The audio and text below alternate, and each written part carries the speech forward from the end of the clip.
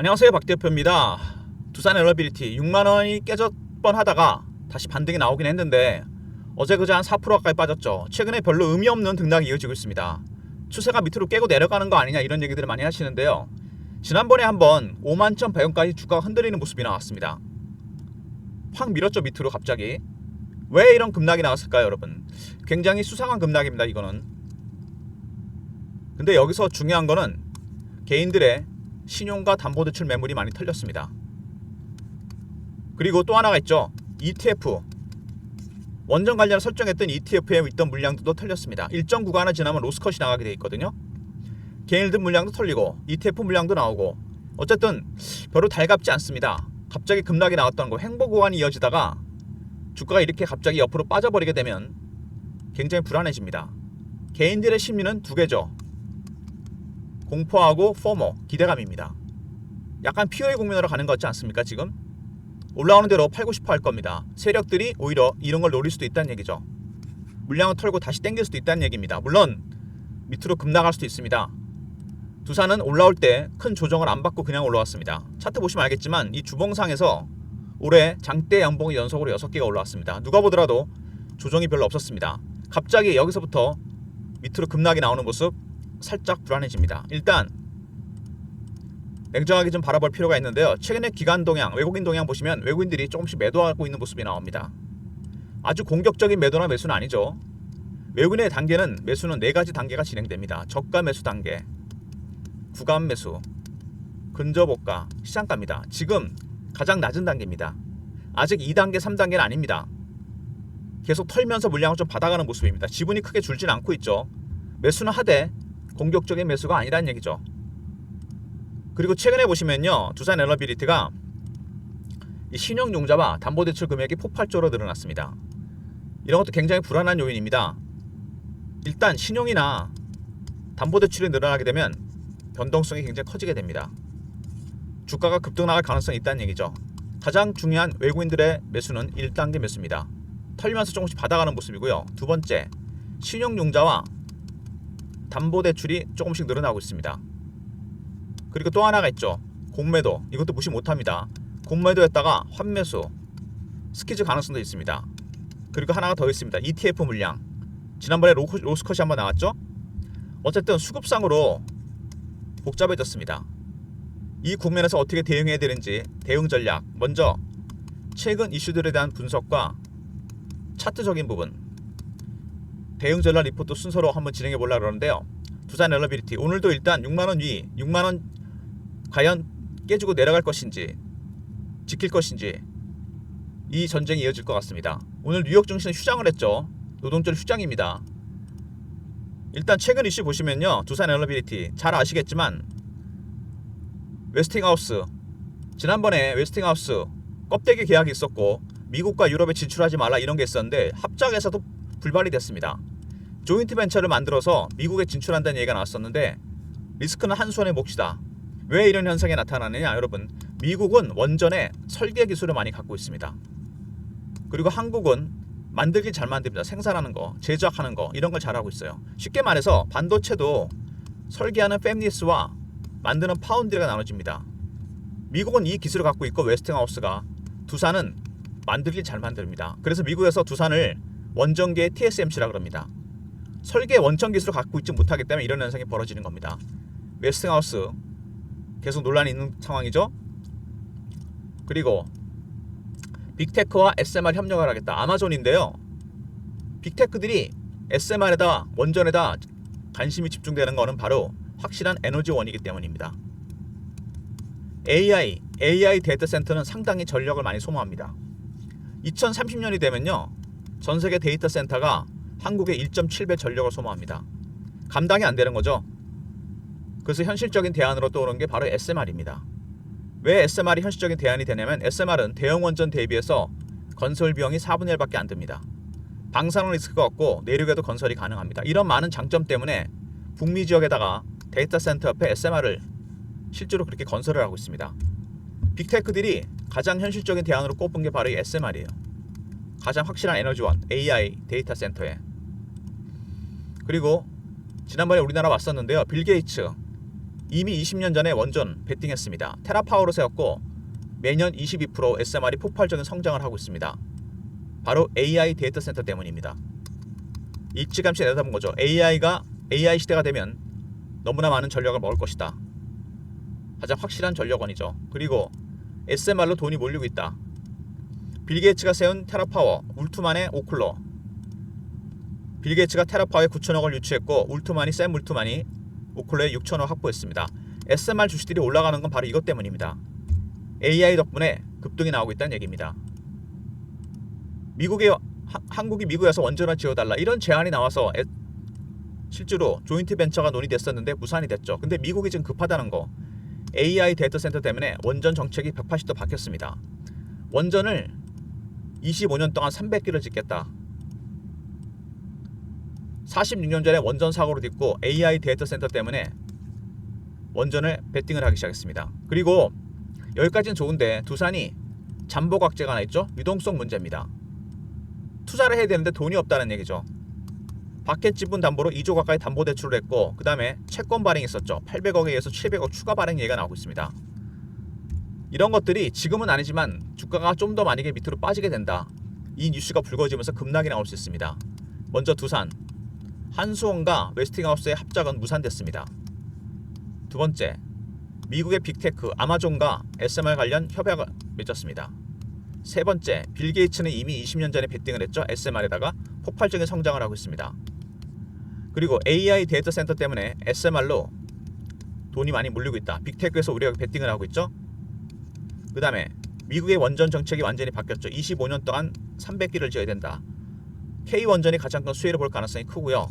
한 가지 문제, 바로 유동성 문제입니다. 두산은 과거에도 유동성 문제가 좀 있었습니다. 지금은 아니지만 한 번 더 만약에 유동성 관련해서 얘기가 나온다면 공매도 세력들 때문에 주가가 급락할 가능성도 있습니다. 이 잠보각제가 트리거가 될 수도 있다는 얘기입니다, 여러분. 일단 6만원 지지 전쟁이 벌어지고 있는 상황인데요. 과연 지지가 될 것인지 아닐 것인지. 일본 보시면은 이 박스 구간, 아니 횡보 구간, 굉장히 좁은 박스죠.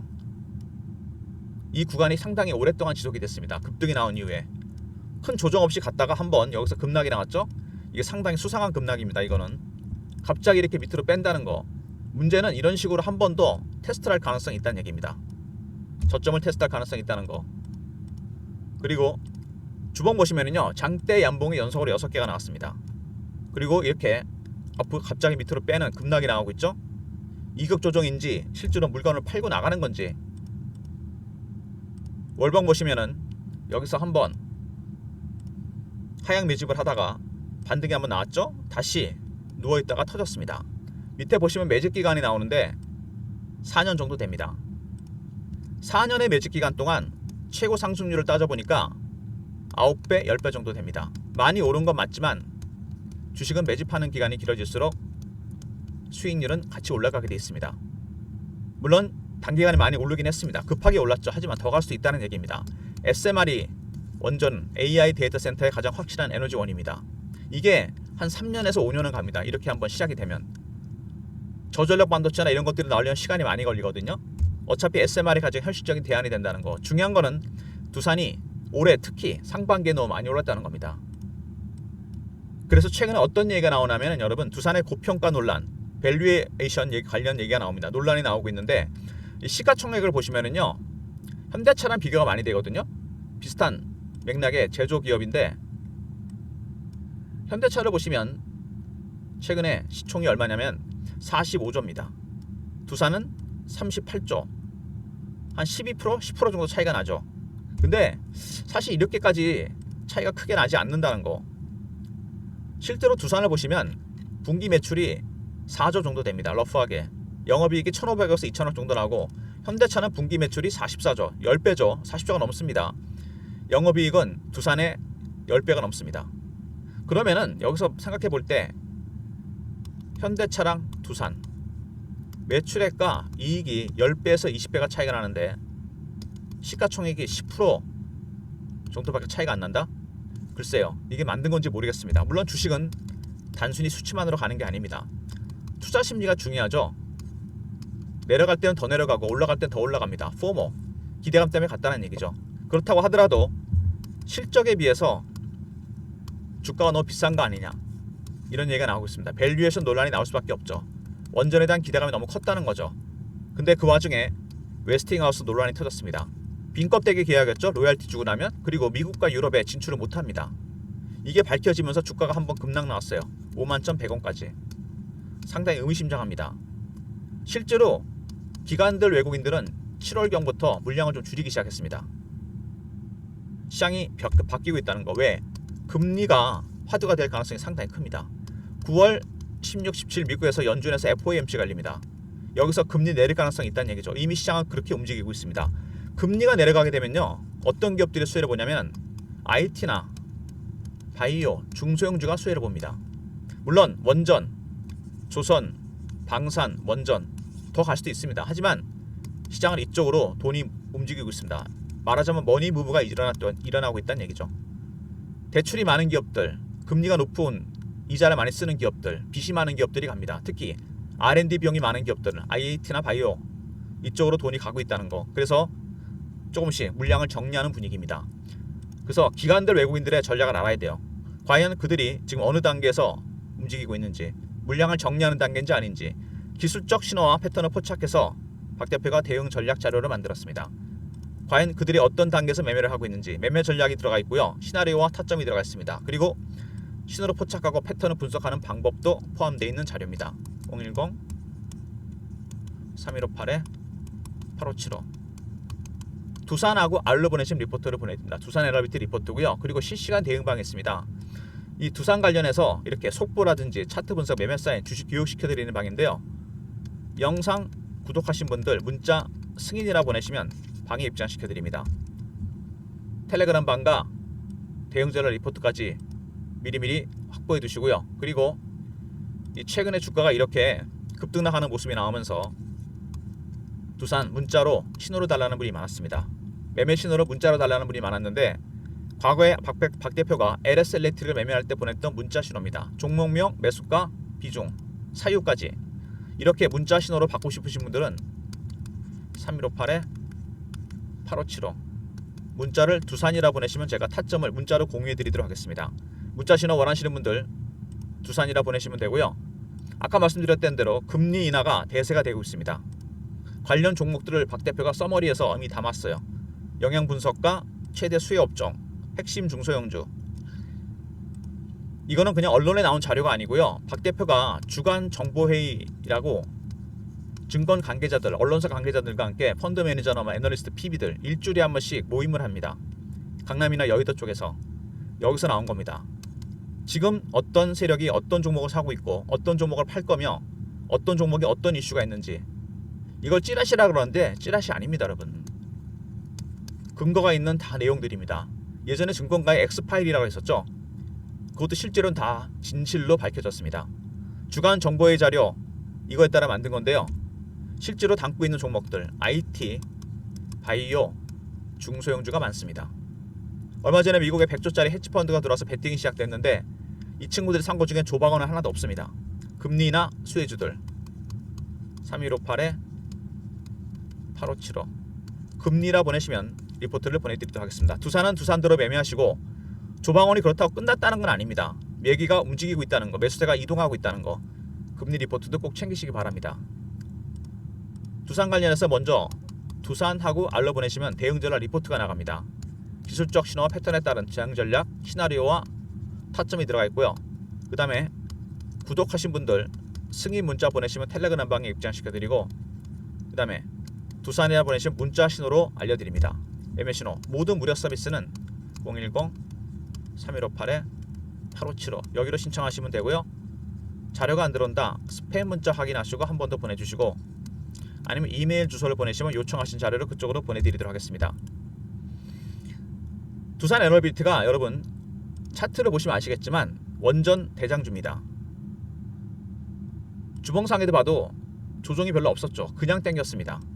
이게 왜 그러냐면 개인들의 심리가 반영이 된 거죠. 사실 외국인들은 그냥 저가에 사고 있었어요. 1단계로. 근데 신용융자와 담보대출이 폭발적으로 늘어나면서 개인들이 많이 들어왔습니다. 레버리지가 들어온 거죠. 그래서 지난번 같은 급락이 나온 겁니다. 담보 부족, 스탁론 이런 것들, 반대 매매. 여기다가 공매도 세력이 개입이 된 겁니다. 공매도 세력이 개입된 게 상당히 문제가 되는데 공매도가 만약에 이게 스키즈가 나온 거잖아요. 주가가 급락이 나올 수밖에 없습니다. 왜냐하면 에코프로가 예전에 한번 그랬거든요. 2023년에 급등 나왔다 급락한 적이 있습니다. 왜 이런 현상이 나타났냐면 기관하고 외국인들이 공매도를 했습니다. 전기차 캐즘이라고 해서. 그러다 환매수 주식이 올라가기 시작하니까 다시 스키즈로 바꿨습니다. 숏 스키즈가 들어오니까 주식이 300% 올랐다 급락해버립니다. 바로 이런 현상이 나타난다는 얘기죠. 두산 에어비리트도 지난번 급락에 그런 것들이 큰 영향을 미쳤습니다. 바로 이 구간에서 여러가지 매물들, 신용융자나 담보대출, 스탁론 매물 같은 거, 두 번째 ETF 손절매, 또 하나 공매도였다가 밑으로 뺐다는 얘기죠. 스키즈가 나왔다 급락이 나왔다는 얘기입니다. 급하게 올라갔다가 다시 뺐다는 겁니다. 지금 두산은 이슈보다는 여러분 수급이 중요해졌습니다. 과연 기관들, 외국인들, 특히 외국인들, 그 다음에 신용이나 담보 매물, 공매도 세력들 어떻게 움직일지 기술적 신호와 패턴에 따라 대응 전략을 만들었습니다. 시나리오와 타점이 들어가 있는 리포트, 그리고 텔레그램 방 들어오시면 이런 내용이 실시간으로 공유되고요. 그 다음에 지난번 같은 급락이 나왔을 때 많은 분들이 거꾸로 매매를 했습니다. 개인들 물량은 털린 거죠. 왜 이런 현상이 나타날까요, 여러분? 이거는 개인들의 심리가 취약하기 때문입니다. 실제로 여러분 공포의 국면에서 사야 되는데 팔아버리고 포모에서 팔아야 되는데 삽니다. 거꾸로 당하지 않으려면 정확한 기술적 신호와 패턴을 포착해서 매매해야 됩니다. 매매 타점 문자로 받고 싶으신 분들은 두산이라고 보내시면 제가 타점을 정확하게 공유해 드릴 거니까 혼자 매매하지 마시고요. 타점 박 대표가 공유해 드리도록 하겠습니다. 일단 오늘도 6만원 싸움이 치열할 것 같은데 아침에 보시면은요 분봉상에서 올라갔다 살짝 밀리는 듯 모습이 나오고 있죠. 그리고 시장이 변화하고 있는데 여러분도 따라가야 되지 않겠습니까? 9월 16, 17 연준이 금리를 내릴 것인지 B컷인지 0.5인지 0.25인지 이미 담고 있는 종목들은 달라지고 있습니다. 금리나 수혜주들 문자 금리라 보내시면 리포트를 보내드리도록 하겠습니다. 미리 리포트 챙기시기 바랍니다. 그리고 영상을 끝까지 보신 분들을 위해서 아까 말씀드렸던 박 대표의 주간 정보회의 저희들이 토요일날 하는데요. 강남이나 여의도 쪽에서 일주일에 한 번씩 A4 용지로 한 장에서 두 장 정도 메모리된 서머리된 자료가 나옵니다. 이 자료 정보라고 보내시면 박 대표가 선착순 300명한테 보내드리도록 하겠습니다.